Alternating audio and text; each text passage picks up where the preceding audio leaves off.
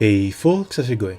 Today was the first day of the Nightmare 100 raids, and this is how the day started, with just 66 tokens and 66,000 honors. I didn't have much time to play with this account, but I still wanted to make a little bit of an update and of course keep farming towards those daggers. So I've hosted my Nightmare 90 and my Nightmare 95 in order to get the first run crystals, and here I start farming the Nightmare 100 raids. Of course, I'm still using either my Fire or Wind team, because those are the two that I'm currently leveling up. And as far as leeching goes, all I'm doing here is joining a raid, bogeying and backing up twice. Backing up twice brings me back here to the event page when I join the next raid. These being level 100 nightmares, they have a ton of HP, so the lower the amount of HP you can get when you join a raid, the better. That means the raid will finish, hopefully, faster, and you can join another raid as soon as that one dies. The only annoying thing is that when a raid ends, you have to go check your pending battles to withdraw your rewards, mostly because this gives you honor, and Games want to avoid people keeping up to 5 raids in that stack, and then boosting their honors when the guild war ends. So, back to the raiding screen, and we are locked. And in these cases, we are going to enlist the help of our friend, the Raid Finder. This one is the iCut, but there should be another couple around. Just Google Granblue Raid Finder, you will find a few of them. We're going to select the raids of our interest, in this case both the Japanese and English Tsukuyomis, and from here on out, clicking on one of the Raid Finder icons is going to automatically copy that raid code into our clipboard. So we go into the Enter ID section, we paste that code and join one of the raids. Twitter raids are generally faster, just because there's a lot more people farming them. And joining raids this way is going to allow us to farm a lot more tokens than just relying on the in-game raid list. And just like before, we click back twice and we go back to our list. Sadly here we're going to have to wait for a bit, at least until my own Nightmare 95 clears up. But this is generally the difference that you get between your crew raids, the in-game raid list raids, and the raid finder raids. Overall, I think I farmed for about 45 minutes to an hour, and now that the guild war is over, I can finally come back here and check on how much progress I've made.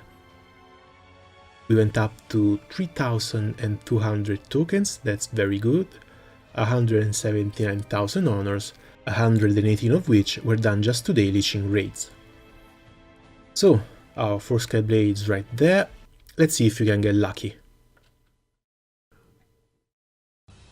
Well, it doesn't look like it, but we've got enough tokens to empty the entire box, so we can go on and on until we draw it. And when you have a lot of tokens and you have to make a lot of pulls, one good thing you can do is just hold down Ctrl and scroll back. This will zoom the game out and put the little orange box that you need for drawing in the main view. And that's our second dagger.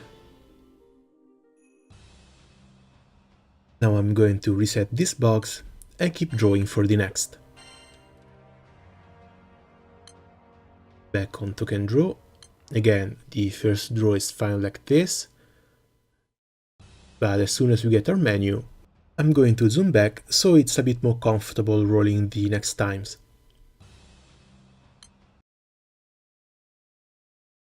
That's 200 tokens that go away with each roll, but again, this is all good stuff, all stuff we need, so there's really nothing to complain about, even if we're going to have to empty the boxes.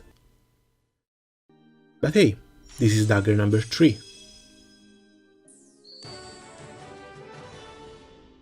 Nice, nice, nice. Just a little bit more luck and we're going to have a full 4 Sky Blade done at rank 36.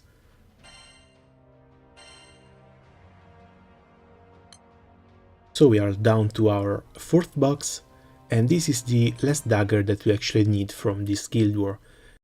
Should we manage to get anything extra, it's all well and good, but this is our main objective, and I'm going to call this main objective complete. Also, this is our 4th box, meaning should we be able to get this dagger and reset it, The 5th box onwards only require 2000 tokens in order to be completely pulled, and considering we managed to farm 2000 tokens in an hour, I think farming for a couple of hours in the next guild war is going to net us to at least 2 more daggers. And this is our 4th. So we can reset this and see how much we're left with. Token draw. That's 600 extra tokens. So yeah, a little bit more effort in the tomorrow's guild war, maybe a couple of hours, and I should probably be able to empty 2 more boxes, because this one can't reset anymore, so you need to empty them. Still, getting 6 daggers out of a single guild war leaves us in a pretty good spot. That means on the next guild war I can shoot for 6 or more daggers and try and make a second fully mid-break dagger for another element. Now there's a little bit more work to do in order to change this weapon's element. First of all, we're going to uncap it and bring it at 3 stars. And this is something that the tutorial showed you already. You did pay attention during the tutorial, didn't you? And now that it's fully uncapped, we can go see what do we need in order to upgrade it.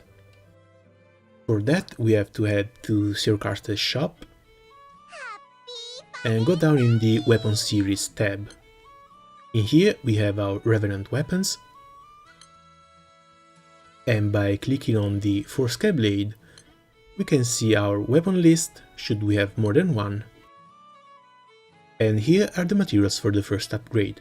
We're missing some champion merits and we're missing some levels, in order to make this blade from the normal one to its Sterling version. This one already comes with a boost to all allies multi-attack on Ogi, and while this weapon would be fine for a light element team, we need to change its element in order to make it usable outside of light. It's actually not that hard of a process, but it's just going to take a little bit of time. Mainly due to the fact that I want to wait for the next month in order to make use of the journey drops. This is actually a very nice system. The more stamina you consume, the more points you accumulate, and you can spend set points by purchasing some boosts that you unlock by reaching higher ranks. For the experience, for example, we only have access to a 5% boost, but all the way up to Platinum there's a 25% boost available.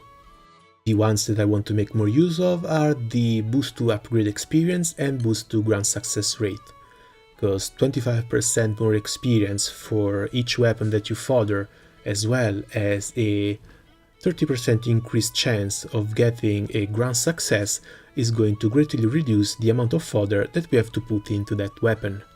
And that's just how the guild war has been going for me. We've got one more day before the big showdown comes, so good luck everybody on your guild war. If you're following this, I hope I could give you some useful tips for tomorrow, and I guess I'll see you everybody next time. Ciao!